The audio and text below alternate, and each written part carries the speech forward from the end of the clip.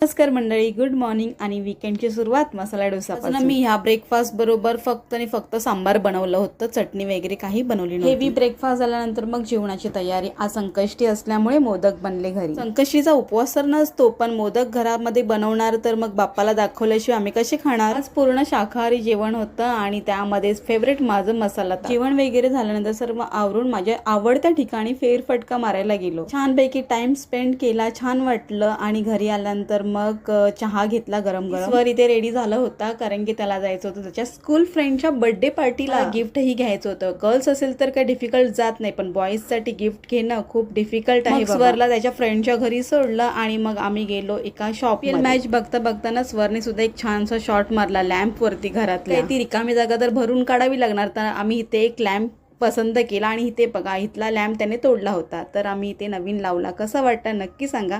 भेटूया नवीन व्लॉगमध्ये. बाय.